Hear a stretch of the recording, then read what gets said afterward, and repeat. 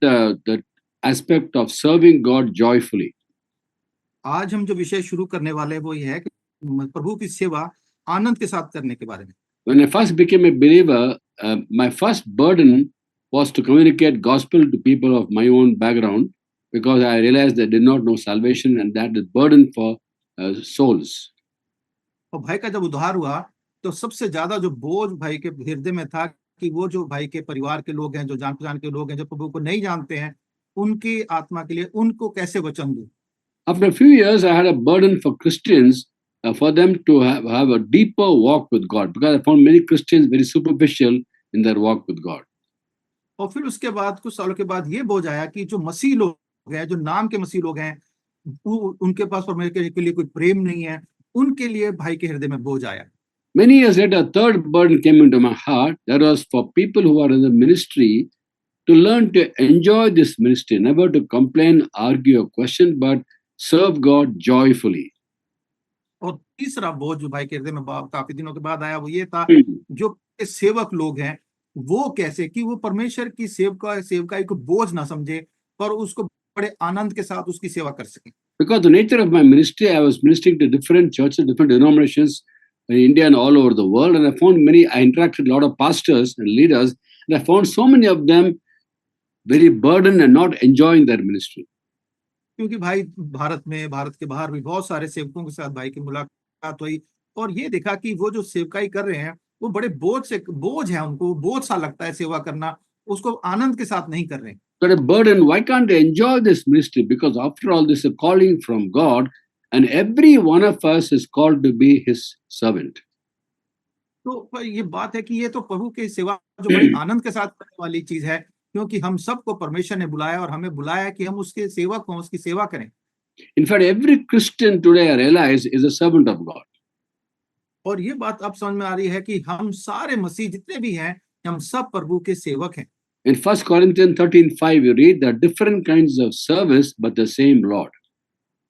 और पहला कुरिन्थियों 13वें अध्याय की 5वें आयत में पढ़ते हैं कि कई सेवकाई तो बहुत हैं पर परमेश्वर एक ही है।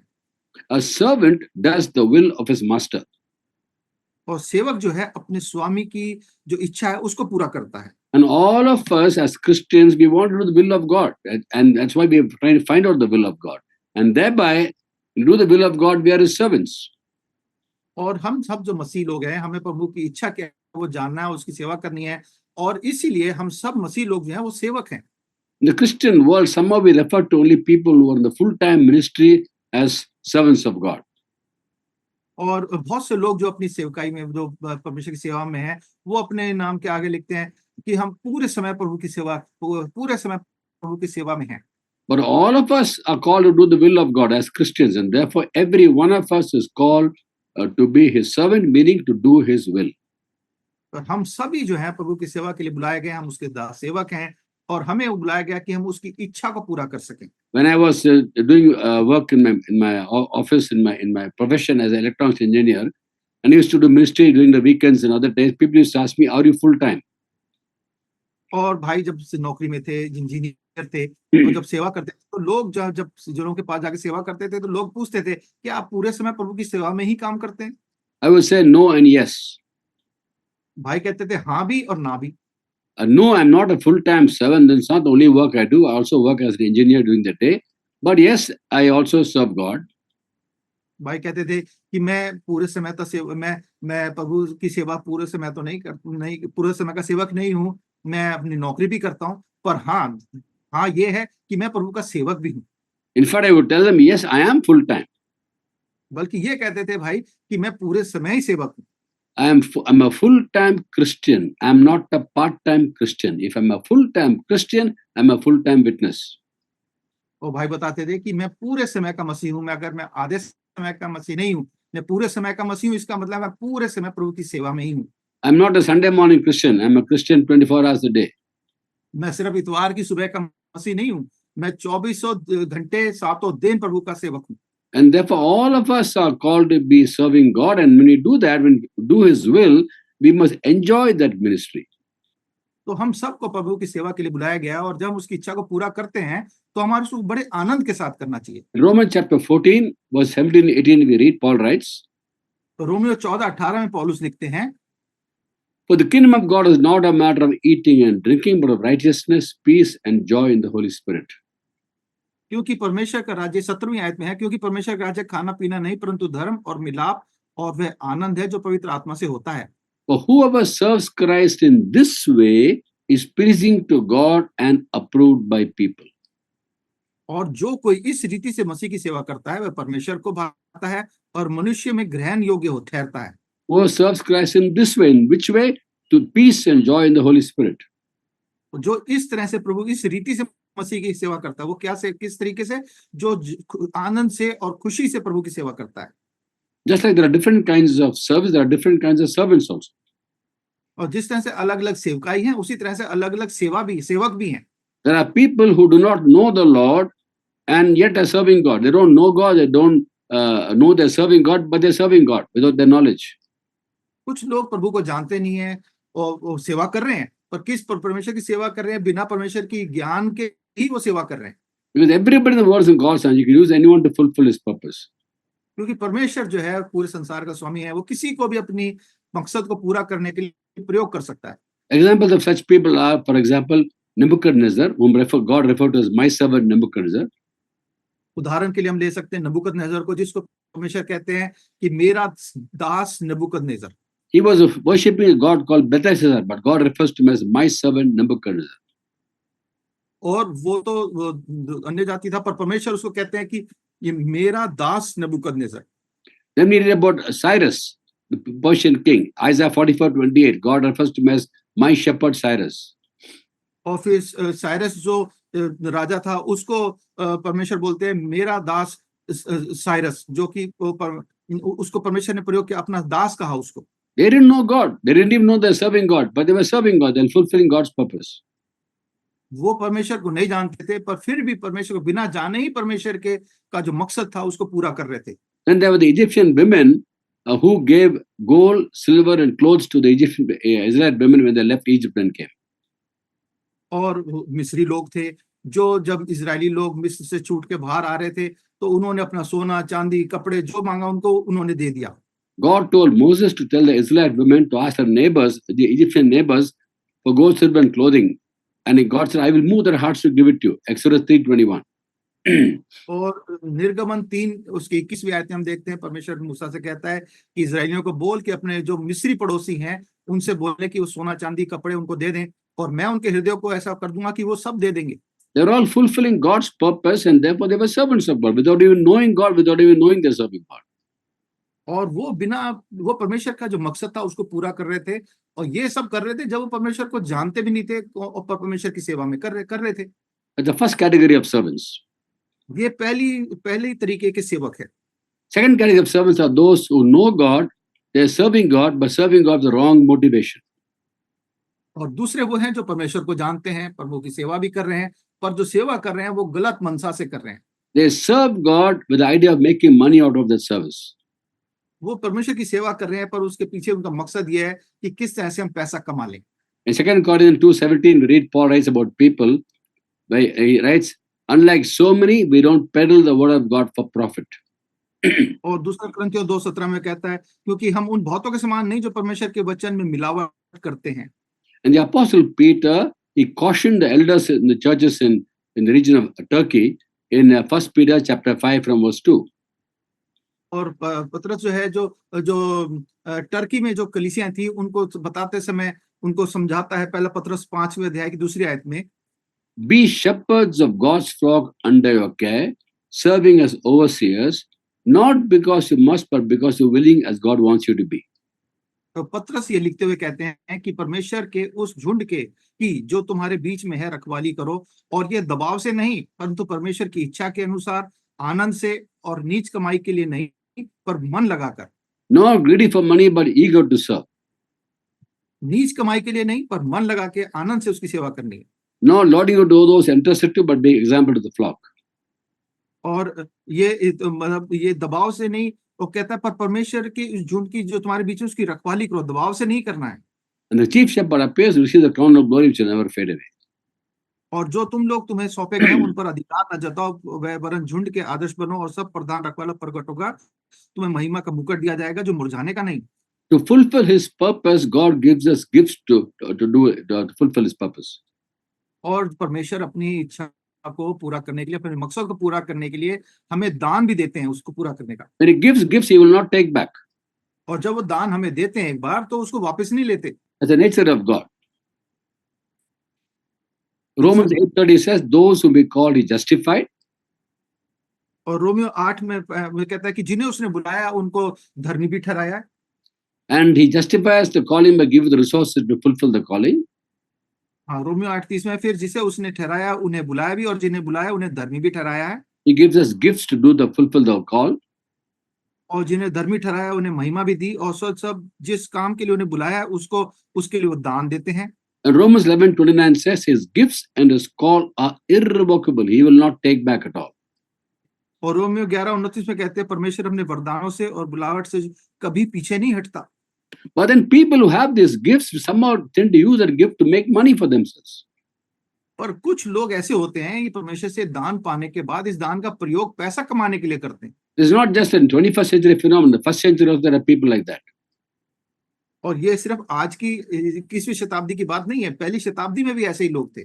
And they were peddling the word of God for profit, for knowing fully well gifts God given them was given by grace, but they used that grace to make money.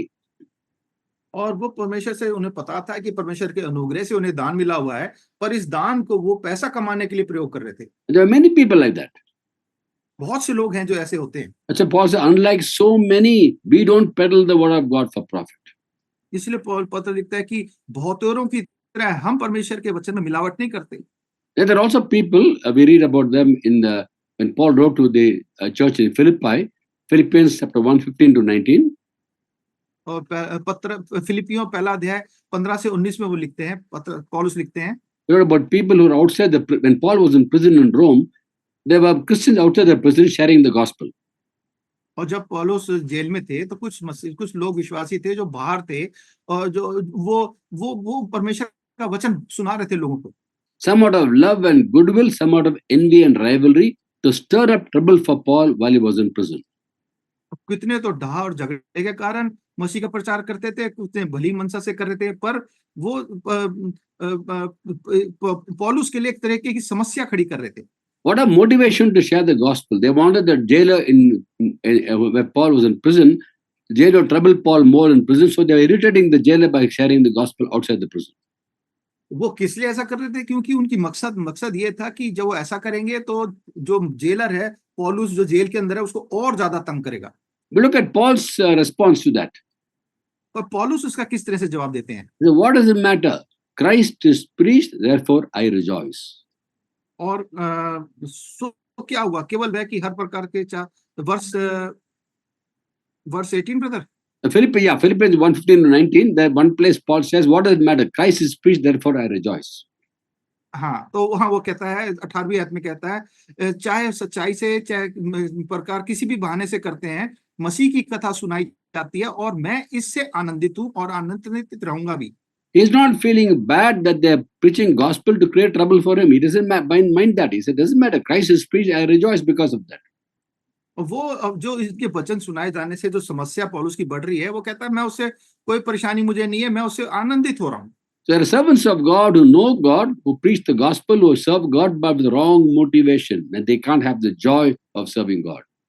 कुछ लोग होते हैं जो प्रभु की सेवा करते हैं और पर उनकी जो मनसा है वो गलत होती है, और इसलिए जो वो सेवा करते हैं उसमें कोई आनंद नहीं होता। The third category of people are those who know God, who serve God and serve God with peace and joy in the Holy Spirit. That's what you and me should be. और तीसरे जो स्तर है जो आप और मुझे भी होना चाहिए कि वो परमेश्वर की सेवा करते हैं, परमेश्वर को जानते हुए करते हैं, और परमेश्वर की सेवा अपने हृदय में आनंद और खुशी के साथ करते हैं। To enjoy this ministry, you should cherish the ministry, cherish the calling from God. और ऐसी सेवकाई का आनंद देने के लिए हमारे को जो बुलाहट परमेश्वर ने हमारे को बुलाई है उसको हमारे को बड़ा कीमती समझ के उसको बहुत उसमें आनंद होना चाहिए। It's considered a privilege to be a servant of God. और हमें परमेश्वर की सेवा करने के लिए बुलाए जाने को एक बड़े आनंद की बात समझना चाहिए। In the Old Testament time, the tribe of Levi was given the responsibility of ministering before God, carrying the Ark of the Covenant and pronouncing blessings for people. और पुराने नियम में हम देखते हैं लेवी लेवी के गोत्र को बुलाया गया था कि वो परमेश्वर के भवन की सेवा करे और लोगों के ऊपर आशीष दे।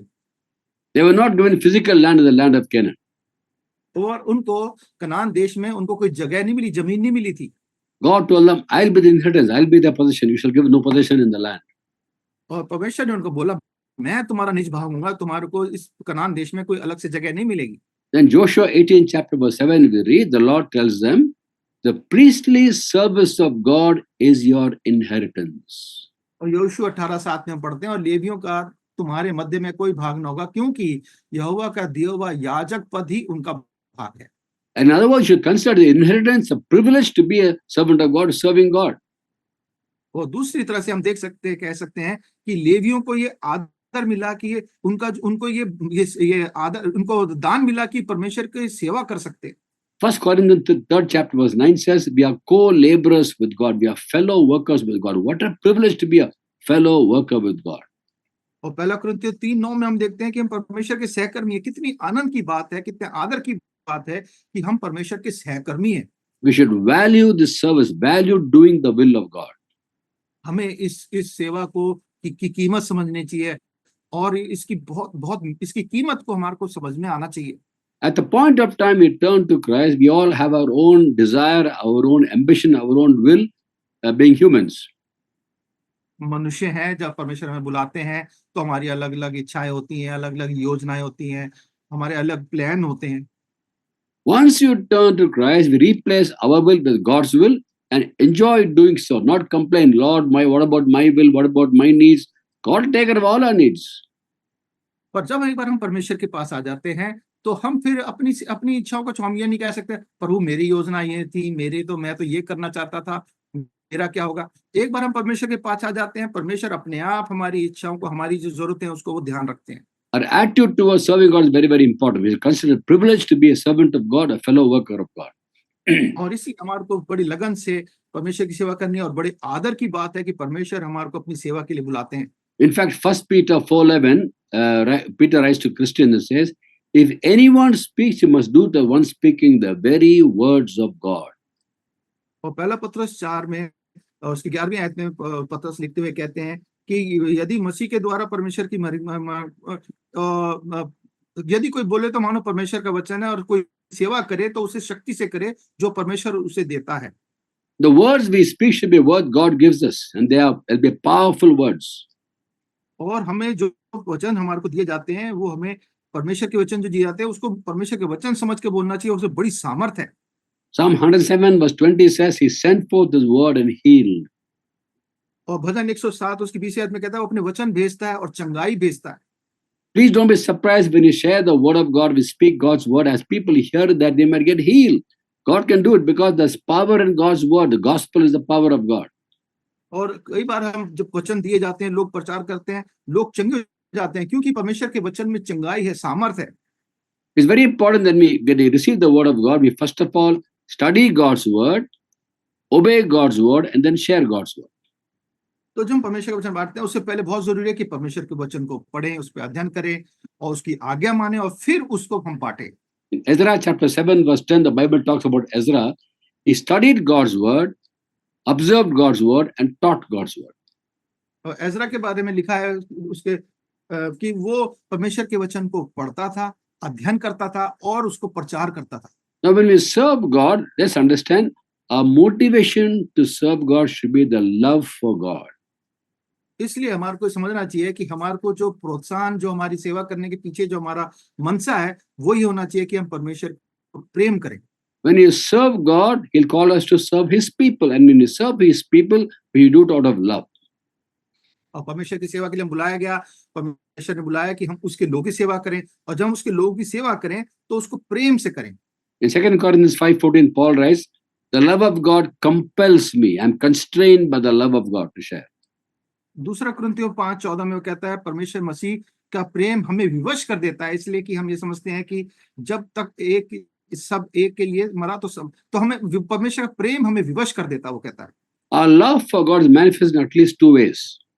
हमारा परमेश्वर का प्रेम जो है वो दो प्रकार से प्रकट होता है। One is obedience to Him. पहला है परमेश्वर की आज्ञा मानना। In John 14:23, Jesus says, "If anyone loves me, he will obey my teaching." यूहन्ना 14 उसकी 23 आयत में कहता है, यदि कोई मुझसे प्रेम करता है तो मेरी शिक्षाओं को मानेगा, मेरे वचन को मानेगा। So our obedience to Jesus' teachings is because we love Him. और हम परमेश्वर की आज्ञा इसलिए मानते हैं क्योंकि हम उससे प्रेम करते हैं। And we love Him because He first loved us. 1 John 4:19 says, "We love because He first loved us." और पहला यूहन्ना 4:19 में कहता है, हम उससे प्रेम करते हैं क्योंकि पहले उसने हमसे प्रेम किया। Also, us serving people should come out of love for God. और हम जो परमेश्वर की सेवा करते हैं वो भी हमारे जो परमेश्वर का जो प्रेम हमारे लिए हमारा जो प्रेम परमेश्वर के लिए उसके द्वारा से हमें करना चाहिए। Remember the time the Lord restored Peter back to the fellowship and to service. परमेश्वर ने पतरस को जब वापस उसको संगति में और वापस अपनी सेवा में बुलाया, Peter denied Jesus 3 times.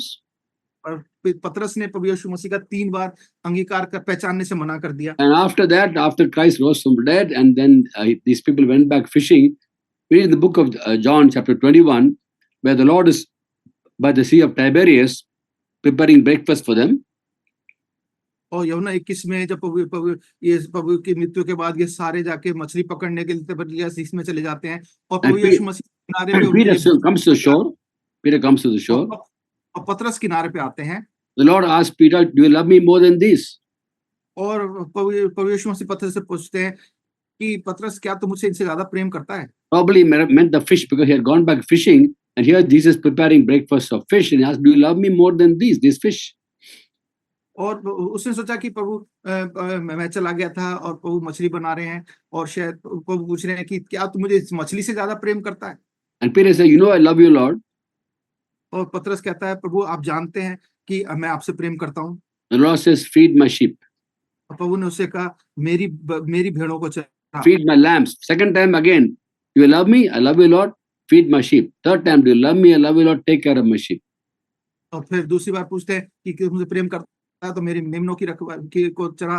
फिर वो कहता है, तीसरी बार फिर उसे कहते हैं कि क्या तुम मुझसे प्रेम करता है, तो उसे कि जा मेरी भेड़ों की रखवाली कर। So in other words, when we serve people, take care of God's people, and do ministry, it should be coming out of our love for the Lord. इस दूसरे शब्दों में जब हम परमेश्वर की सेवा करते हैं, उसके लोगों की सेवा करते हैं, तो हमें परमेश्वर का जो प्रेम हमारे लिए, हमारा प्रेम परमेश्वर के लिए, उसके द्वारा से हमें सेवा करनी है। When that's the motivation, you will never lose the zeal for service. अगर हम इस बात से हमारे मन में ये बात है, तो हम कभी भी परमेश्वर की सेवा करने में हमारा उत्साह कम नहीं होगा। Because we serve people out of love for God, that service is a joyful service and a service by this peace and joy in the Holy Spirit. तो इस तरह से हम प्रभु की सेवा करते हैं तो उसमें बड़ा आनंद होता है, बड़ी शांति हमारे हृदय में होती है। Again, going back to Levi, the Lord had a very special covenant with the Levi. और जब लेवियों की बात फिर से देखें तो लेवियों के लिए प्रभु की एक अद्भुत वाचा थी उनके साथ। Levi was not given physical land, the land of Canaan, but God had a very special covenant made with Levi.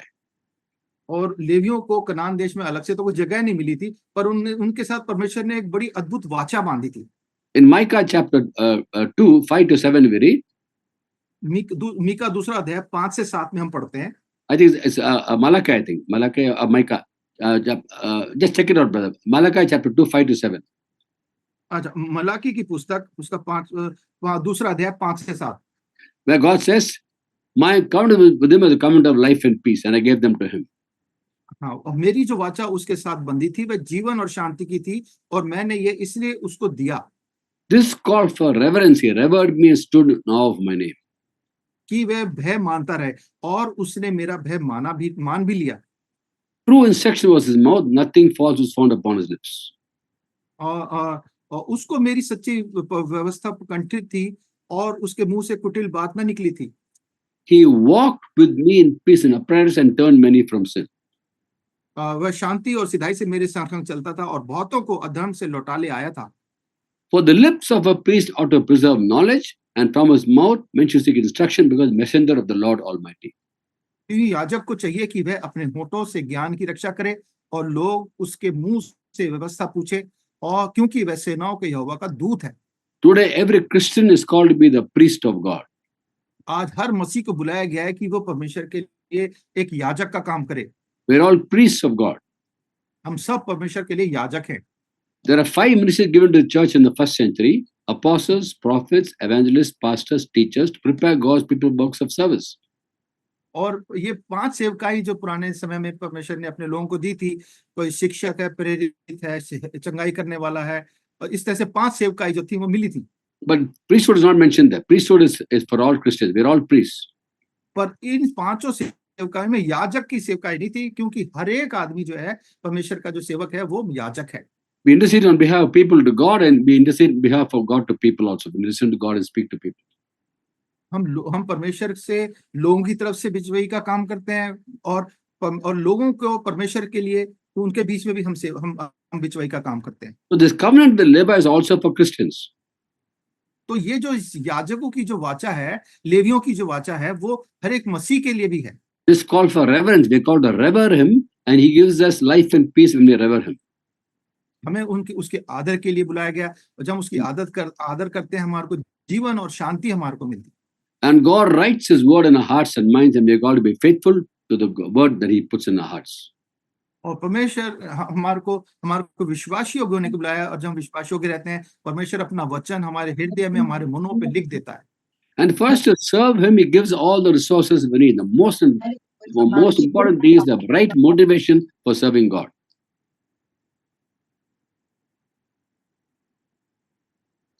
We have to have the right motivation to serve God. हाँ, और जब हम सेवा, हमारे को एक सही मनसा, सही मकसद जो है हमारे को सेवा करने का हमारे को मिलता है। Sometimes when we serve God and face difficulties, we tend to lose the zeal because we look at what we can gain out of it. और कई बार हम प्रभु की जब सेवा करते हैं, हम उसमें अपने आनंद को, हम उसकी जो प्रोत्साहन, जो खुशी है, उसको खो देते हैं, क्योंकि हम उसमें से ये देखने लगते हैं मुझे इसमें से क्या मिलेगा। Hebrews chapter 6 verse 10, we read about how the writer writes, इब्रानियों 6:10 में लेखक लिखता है, God is not unjust. He will not forget your work or the love you have shown Him as you help His people and continue to help them. क्योंकि परमेश्वर अन्यायी नहीं कि तुम्हारे काम और उस प्रेम को भूल जाए जो तुमने उसके नाम के लिए किए। इस रीति से दिखाओ कि पवित्र लोगों की सेवा की और कर भी रहे हो। Now, for effective service of the Lord and with the right motivation, it's important first to be always having a close walk with God. तो जब हम परमेश्वर के साथ हम सेवकाई करते हैं और सही मनसा से करते हैं, तो उसके लिए जरूरी है कि हम परमेश्वर के नजदीकी में साथ साथ चलें। In fact, when the Lord chose 12 disciples to become apostles, the first thing He did was that they would be with Him and He would send them out to preach and have authority to drive out demons. और जब प्रभु ने अपने चेलों को जब बुलाया और उनको जब भेजा, तो उनको बोला कि उनके पहले उसके साथ रहें, ताकि फिर वो जाके दुष्ट आत्माओं को निकाल सकें। In Mark 3rd chapter 14-15, read about that. और मरकुस के 3रे अध्याय में 14-15 आयत में हम इस बात को पढ़ते हैं। So our ministry should flow from our intimate, close relationship with God. तो हम जब की सेवकाई प्रभु की करते हैं, तो वो जरूरी है उससे पहले कि हम परमेश्वर के साथ हमारे घनिष्ठ रिश्ता, संगति हमारे साथ हो। Every Christian is called to be drawing closer and closer to God. हर एक मसीह को बुलाया गया कि परमेश्वर के नजदीकी से और नजदीक उसके होता चला जाए। In James chapter 4, 7 and 8, we read, submit yourself to God, resist the devil will flee from you, draw close to God, God will draw close to you. और याकूब 4:7 और 8 में पढ़ते हैं, इसलिए परमेश्वर के अधीन हो जाओ और शैतान का सामना करो, तो वह तुम्हारे पास से भाग निकलेगा। परमेश्वर के निकट आओ, तो वह भी तुम्हारे निकट आएगा। As we have a close walk with God in terms of fellowship with God, we'll find our ministry flows from that extension of our relationship with God. और जब परमेश्वर के नजदीक आते हैं, उसके साथ साथ चलते हैं, तो हम देखेंगे जो हमारी सेवकाई है, वो उसकी संगति के कारण से और अधिकाई अच्छी से चल रही है। And I always believe that the value of intimacy with God is best understood when you understand the uselessness of being away from God. और उसकी घनिष्ठता की क्या कीमत है, ये हम तब समझ सकते हैं जब हम परमेश्वर से अलग होने की बात को हम जब समझेंगे, तब हम उसके क्या मतलब है उससे अलग होने का, तब हम समझेंगे क्या कीमत है परमेश्वर के साथ होने की। The joy of ministry happens when we have a close walk with God and enjoy every moment of our relationship with God. और हम उसके सेवकाई का आनंद तब ले सकते हैं जब उसके साथ रहें, उसके साथ घनिष्ठ रिश्ता, हम उसके साथ साथ चले और उसके साथ साथ चले, तब उसका आनंद उठा सकते हैं। We draw close to God because that's the will of God. हम परमेश्वर के पास इसलिए आते हैं क्योंकि ये परमेश्वर की इच्छा है। God's word reveals God's will. परमेश्वर का वचन परमेश्वर की इच्छा को प्रकट करता है। James 4:8 says, draw close to God, God will draw close to you. याकूब 4:8 में लिखा है, परमेश्वर के निकट आओ तो वह भी तुम्हारे निकट आएगा। That's number one reason why we should draw close to God. और ये पहला कारण है कि जिसके कारण से हम परमेश्वर के नजदीक आना चाहिए। Number two, we are the inheritance of God. और दूसरी बात है कि हम परमेश्वर की मिरास हैं। Psalm 94 verse 14 says, God never reject his people. He will never forsake his inheritance. और भजन 94 उसकी 14वीं आयत में लिखा है कि उसमें 14 में लिखा, क्योंकि यहोवा अपनी प्रजा को ना त्यजेगा, वह अपने निज भाग को ना छोड़ेगा। He longs for us. One day when we go to heaven, he'll be so happy to have us there because he's waiting for us to go to heaven. और परमेश्वर हमारा इतना इंतजार कर रहा है, जब हम स्वर्ग जाएंगे वो हमारा इंतजार करते मिलेंगे, क्योंकि वो बड़ी लालसा से इंतजार कर रहे हैं कि हम उसके पास आ जाएं। He's waiting for us to have an intimate walk with him. When you go to heaven, we can't run away anywhere. But while living in this world, he wants you to keep on going to him and seek his counsel, his power, his love, and his wisdom. परमेश्वर चाहते हैं कि हम स्वर्ग जाएंगे तब तो हम कहीं भी उसके प्रेम से नहीं आ सकते, पर जब तक हम इस पृथ्वी पर, परमेश्वर चाहता है कि हम उसकी सामर्थ को, उसके नजदीकी को, उसके प्रेम को, उसके साथ उसका अनुभव करते रहे, उसके साथ साथ चलें। We are his inheritance. हम उसकी मिरास हैं।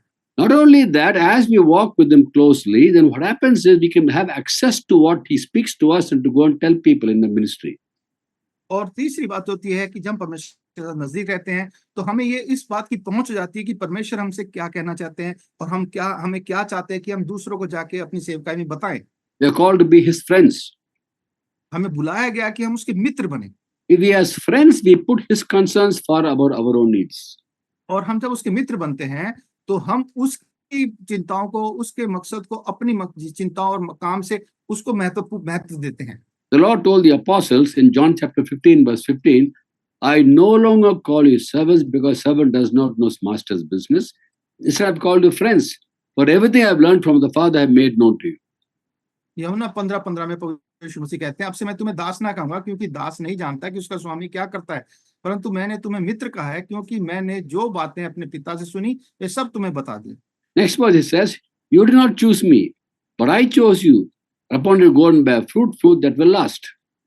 और अगली आयत में प्रभु कहते हैं, तुमने मुझे नहीं चुना, परंतु मैंने तुम्हें चुना है और तुम्हें ठहराया ताकि तुम जाकर फल लाओ और तुम्हारा फल बना रहे। In all our ministries, God wants us to bear fruit, and that fruit will happen when we choose to be friends of Jesus. और प्रभु की सेवकाई में जब बुलाया गया, परमेश्वर चाहते हैं कि हम फलवंत बने, और जब फलवंत तब बनेंगे जब हम ये चुनाव कर लें कि हम प्रभु के मित्र हैं। Abraham was called God's friend. Abraham को परमेश्वर का मित्र कहा गया। Moses was God's friend. मूसा परमेश्वर का मित्र था। We are all called to be his friends. हम जब भी उसके बुलाए गए हैं कि हम उसके मित्र कहलाएं। We as friends, we put his concerns far above our own needs. जब हम उसके मित्र हैं तो हम अपनी जरूरत से ज्यादा परमेश्वर के काम को, उसकी चिंताओं को महत्व देते हैं। When we choose to be friends, we listen to God more than talk to God. और जब हम परमेश्वर के मित्र होते हैं तो हम चुनाव कर लेते हैं उसके मित्र बनने, तो हम उसकी सुनते जाते हैं, ज्यादा सुनते हैं और बोलते कम हैं। An effective, joyful ministry will result when we are friends of Jesus. और हमारी एक प्रभावशाली और आनंद वाली सेवकाई तब होगी जब हम परमेश्वर के मित्र बन जाएं। The book of Isaiah chapter 50 verse 4 we read. अय्याह 50 उसकी 4th आयत में हम पढ़ते हैं। Isaiah writes, the sovereign Lord has given me an instructed tongue to know the word that sustains the weary. और उसमें लिखता है, अय्याह लिखता है, प्रभु यहोवा ने मुझे सिखाने वाले की जीभ वालों की जीभ दी है कि मैं थके हुए को अपने वचन के द्वारा संभालना जानूं। He wakens me morning by morning, wakens my ear to listen like one being taught. भोर को वह नित्य मुझे जगाता और मेरा कान खोलता है कि मैं शिष्य के समान सुनूं। Every morning when you get up, please first spend time with God to listen to God, get a rhema, a word from Him for your own sake, for your own life, and for people around you whom you're going to meet. और हम जब सुबह उठते हैं, हमें सुबह परमेश्वर की संगति करनी है ताकि हम उसके रेमा को हम उसको सुन सकें, उसकी आवाज को सुन सकें, ताकि हम जिस लोगों के पास परमेश्वर में भेज रहा है उसमें प्रभावशाली तरीके से उसका काम हम कर सकें।